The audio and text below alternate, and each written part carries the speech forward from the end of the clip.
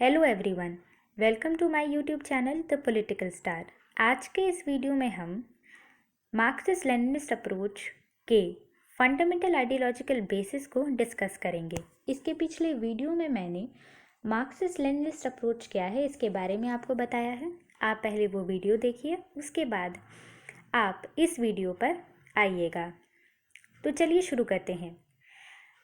Marxian approach 3 basic principles पर टिका हुआ है: dialectical materialism, economic interpretation of history और क्लास स्ट्रगल। हम बारी बारी से इन तीनों के बारे में डिस्कस करेंगे और ये जानने की कोशिश करेंगे कि कैसे ये 3 fundamental ideological basis Marxian approach के ज़रिए कंपैरेटिव पॉलिटिक्स के स्टडी में हेल्प कर रहे हैं। Dialectical materialism. Marx borrow dialectical method from Hegel. Marx ने डायलेक्टिकल मेथड को हेगल से लिया। This tell about all the process of nature, life and society. Hegel is of the opinion that society is not constant but has been changing since its beginning.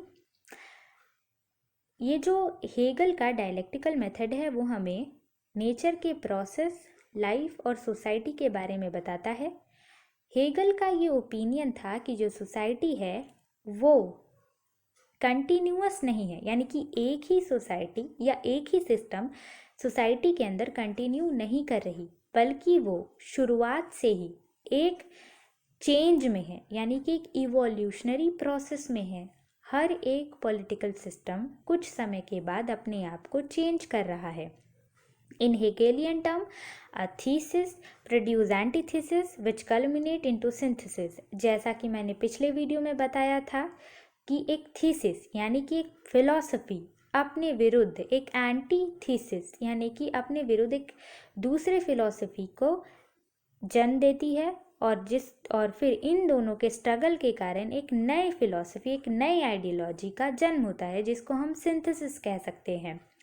The synthesis then becomes the new thesis, which again has within it seeds of its own destruction, thus again giving rise to antithesis। फिर ये जो नया synthesis होता है वो खुद एक नया थीसिस बन जाता है, फिर उसके विरुद्ध में फिर से एंटी थीसिस का जन्म होता है। इन दोनों के बीच में स्ट्रगल होने के कारण एक नए सिंथेसिस यानी कि नई आइडियोलॉजी का जन्म होता है। तो ये जो थीसिस, सिंथेसिस और एंटीथीसिस, ये तीनों प्रोसेस एक सोसाइटी में कंटिन्यूअस चल रही है शुरुआत से। और हेगल ने कहा कि ये जो साइकिल है वो चलती जा रही है। This process known as dialectic and it is a never ending process. इसी को डायलेक्टिक कहते हैं और ये कभी ना ख़त्म होने वाली प्रोसेस है। हर एक सोसाइटी में हम देख सकते हैं कि जब भी कोई नई गवर्नमेंट बनती है पर्टिकुलर आइडियोलॉजी को फॉलो करने वाली, और जब वो ठीक से काम नहीं करती और पर्टिकुलर क्लास को एक सोसाइटी का एक्सप्लॉइट करती है, तो वो जो क्लास है, जो एक्सप्लॉइट हो रहा है, जो शोषित क्लास है, वो जो एग्जिस्टिंग रूलिंग क्लास है उसके विरुद्ध में खड़ा होता है और प्रोटेस्ट करता है। फिर पॉलिटिकल चेंज होता है, गवर्नमेंट, एक नए सिस्टम का गवर्नमेंट जन्म लेता है। इन दोनों के बीच में क्लास होती है, फिर एक नए सोसाइटी का जन्म होता है। कार्ल मार्क्स का डायलेक्टिकल मटेरियलिज्म पर क्या कहना है? वो बिलीव करते हैं in the process of thesis, antithesis and synthesis को, but it was not spirit but matter which activated the process. वो कहते हैं कार्ल मार्क्स कि ये इंडिविजुअल नहीं है जो सिंथेसिस, एंटीथीसिस और थीसिस को जन्म दे रहे हैं, बल्कि ये मैटर है, यानी कि मीन्स ऑफ प्रोडक्शन है, जो सोसाइटी में थीसिस, एंटीथीसिस और सिंथेसिस के प्रोसेस को चलाते हैं। उनके अनुसार, कार्ल मार्क्स के अनुसार, कैपिटलिस्ट क्लास जो है वो थीसिस है, प्रोलेटेरिएट क्लास एंटीथीसिस और फिर क्लासलेस सोसाइटी जो है वो सिंथेसिस है।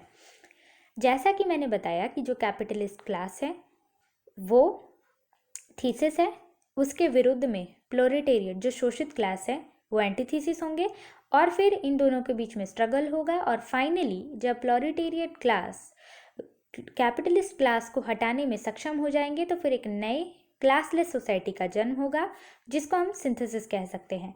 कार्ल मार्क्स जो है वो इस प्रोसेस को डायलेक्टिकल मटेरियलिज्म कहते हैं। अब हम नेक्स्ट पॉइंट डिस्कस कर रहे हैं, economic interpretation of history. When dialectic is used to the study of history, it is known as historical materialism या economic interpretation of history।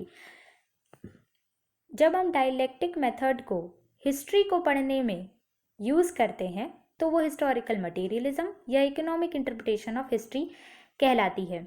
It perhaps the most characteristic and original feature of Marxian system, क्योंकि Karl Marx ने history को economic terms में define किया था। It argues that the character and development of human society, through all ages had been determined by economic forces। Karl Marx की ये जो theory है हिस्टोरिकल मटेरियलिज्म की, वो आर्ग्यू करती है कि एक ह्यूमन सोसाइटी का जो कैरेक्टर है और जो डेवलपमेंट है वो उसके इकोनॉमिक फोर्सेस से डिफाइन किया जा सकता है। यहाँ मैं एक बात बताना चाहूँगी आपको, कार्ल मार्क्स ने हिस्ट्री को इकोनॉमिक बेसिस पे डिफाइन किया है। उन्होंने यूरोपियन सोसाइटी में कैपिटलिस्ट क्लास का किस तरीके से जन्म हुआ इस पर बहुत ज़्यादा जोर दिया है। कार्ल मार्क्स के अकॉर्डिंग जो रूलिंग क्लास होती है हर एक स्टेज ऑफ इवोल्यूशन का in man's history was the one which control the production of system. वो कहते हैं कि मैन के हिस्ट्री के इवोल्यूशन के हर एक स्टेज में जो रूलिंग क्लास होती है वही ए मीन्स ऑफ प्रोडक्शन को ओन करती है और कंट्रोल करती है, जैसा कि कैपिटलिस्ट क्लास कर रही थी।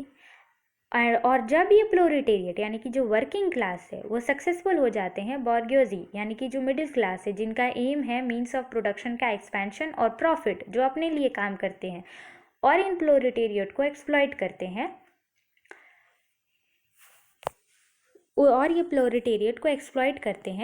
तो जब ये प्रोलेटेरिएट यानी कि जो शोषित हो रहे थे वो बॉर्गियोजीज को उखाड़ फेंकने में, इनके रूल को उखाड़ फेंकने में सक्षम हो जाते हैं, तब इकोनॉमिक स्ट्रगल का एंड होता है। ठीक है, अब क्लास स्ट्रगल क्या है? तो कार्ल मार्क्स के अकॉर्डिंग जो हिस्ट्री है, the history of all hitherto existing society is the history of class struggle. कि किसी भी सोसाइटी की अगर हिस्ट्री को देखोगे तो वहाँ पे क्लास स्ट्रगल आपको मिलेगा, चाहे वो किसी भी तरीके का सिस्टम हो। Marx is of the opinion that there are two classes in the society. Marx का ये ओपिनियन है कि दो तरह की क्लास एक सोसाइटी में होती है।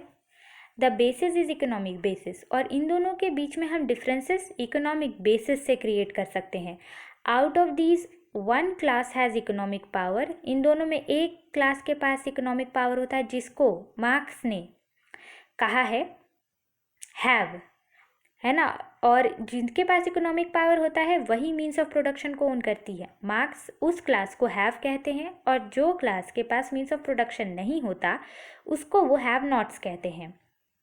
हैव्स हो गए आपके कैपिटलिस्ट और हैव नॉट्स हो गए प्रोलेटेरिएट क्लास।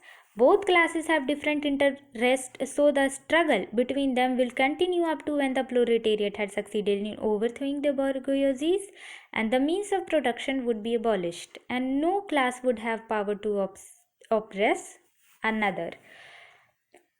फिर ये कहते हैं कि दोनों क्लास जो हैं उनका अपना अपना इंटरेस्ट होता है और इसी के कारण उन दोनों के बीच में स्ट्रगल होता है, और जब ये जो प्रोलेटेरिएट है वो सक्सेसफुल हो जाएंगे बॉर्गियोजीज को यानी कि जो मिडिल क्लास है उनके रूल्स को समाप्त करने के लिए, समाप्त करने पे वो सक्सेसफुल हो जाएंगे, तब मीन्स ऑफ प्रोडक्शन जो है वो पूरी तरीके से ख़त्म हो जाएगा। मीन्स ऑफ प्रोडक्शन नाम का कैसा कोई भी चीज़ नहीं होगा और दोनों में से कोई भी ऑप्रेस नहीं कर पाएगा एक दूसरे को, यानी कि एक क्लासलेस सोसाइटी का जन्म होगा।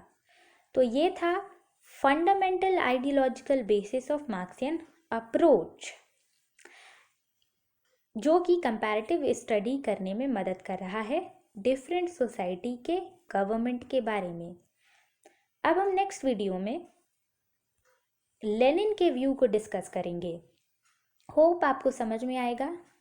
कुछ भी दिक्कत हो आप कमेंट कीजिए। Thank you.